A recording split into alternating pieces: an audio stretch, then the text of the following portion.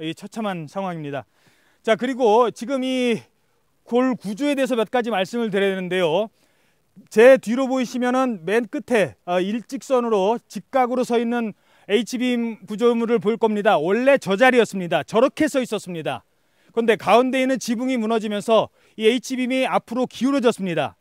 약 제가 봐도 육안으로 봐도 20도 가까이 앞으로 기울어져 있습니다. 그만큼 이 건물을 받치고 있던 이 구조물, 이 H빔 구조물이 약했다는 거죠. 볼트와 너트는 순식간에 빠져나갔습니다. 밑에 보시면요, 너트 부분이 이 눈에 무너지는 충격에도 이 정도로 견디질 못하고 이만큼의 공간이 지금 남아 있습니다. 자, 그렇다면 눈은 얼마나 무거웠을까요? 저희들이 지금 현재 파악하기로는 가로 40m, 세로 30m 곱하기 1200 제곱미터 정도의 두께가 넓이가 됩니다. 이 강당의 넓이가요. 그리고 이 쌓여있던 눈은 약 한 지금 200톤 가까이 된다, 뭐 이런 추정이 나오고 있습니다. 그리고 현재 이 위에서 지금 잘 안 보이시겠습니다만, 지금 보시는 이 화면을 보시면 눈의 두께가요, 쌓여있는 눈의 두께만 거의 1m 정도 아직도 쌓여 있습니다. 지붕에 남아있는 잔해가 마치 두부가 잘려나가는 것처럼 단면만 보이는데요, 약 1m 가까이 눈이 그대로 쌓여 있습니다. 눈은 얼마나 두꺼울까요? 지금 이 화면을 함께 보시죠. 자, 이게 눈입니다. 얼음 덩어리처럼 완전히 녹아 있죠. 열흘 가까이 계속 내렸던 눈은 이렇게 얼어붙었습니다. 그리고 이 얼어붙은 눈이 이 H빔을 제가 더 이상은 무너질까봐 더 치지 못하겠습니다만, 이 강탈을 해서 부서지지 않을 정도로 매우 강하게 완전히 바위 덩어리처럼 이렇게 굳어 있습니다. 바위 덩어리가 위에 있었던 것이죠.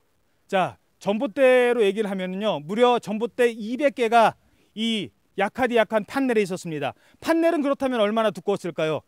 자, 이 양면 판넬인데요, 이 샌드위치 패널 안에는 뭐가 있었는지 저희들이 한번 찾아봤습니다.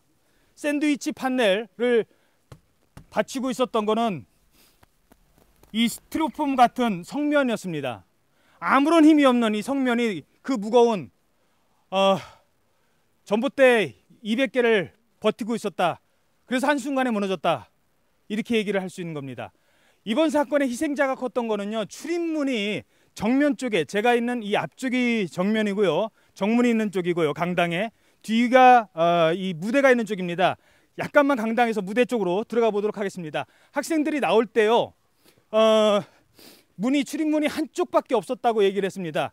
죄송합니다. 저희들이 약속을 한 게 있어서 더는 많이 못 들어가겠는데, 가장 중요한 장면이기 때문에 좀 미끄럽습니다만 이 부분은 꼭 보여드려야 될 것 같습니다. 네, 지금 경찰이 지키고 있어서 더는 못 들어가겠습니다. 더 들어오시죠.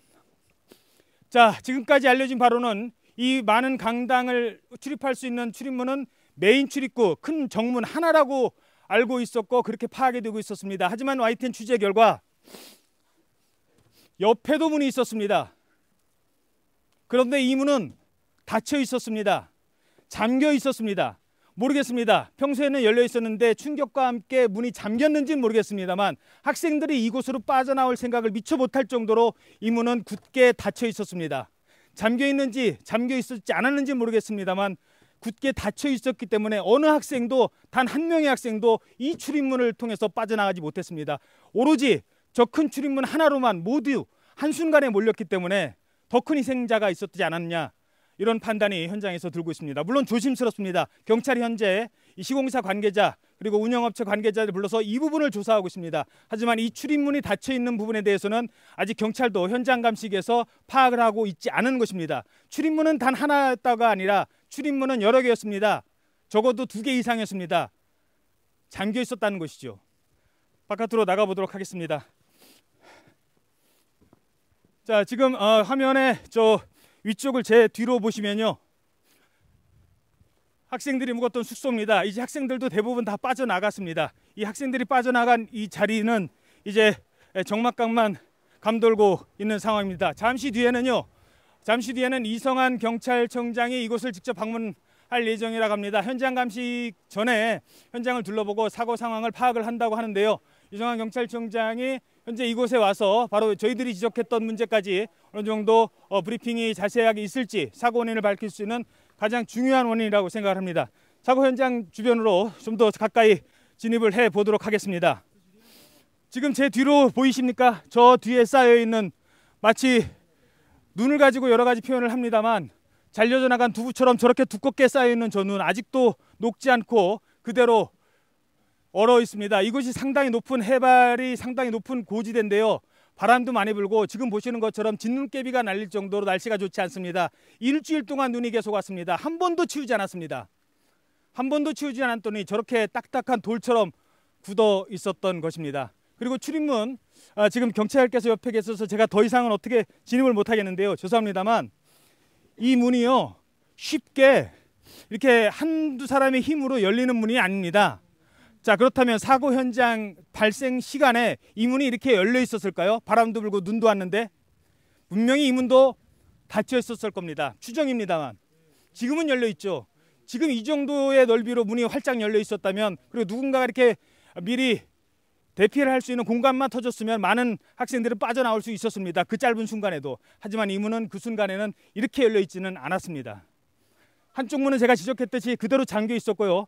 또 다른 문도 제대로 열려 있지 않았습니다. 이 좁은 출입문 때문에 인명피해가 컸다는 그런 느낌을 지울 수 없습니다. 물론 저 취재기자 개인 한 사람의 판단입니다만 현장에서 판단했을 때는 그렇다는 말씀입니다. 자, 그리고 윗부분에서 다시 한번 봤습니다만 이 지붕의 구조를 한번 말씀드리죠. 보통 지붕은 위에가 높은, 기와 지붕을 생각하시면 위에가 높은 마른 목골입니다. 눈이 내리면 쏟아져 내려오게 돼 있죠. 하중이 가운데 받지 않고 밑으로 흘러내리게 돼 있습니다. 마치 우산을 생각하시면 우산의 윗부분이 높아서 우산에 눈이 내려도 밑으로 다 흘러내리듯이, 빗물이 흘러내리듯이 다 그렇게 되고 있습니다.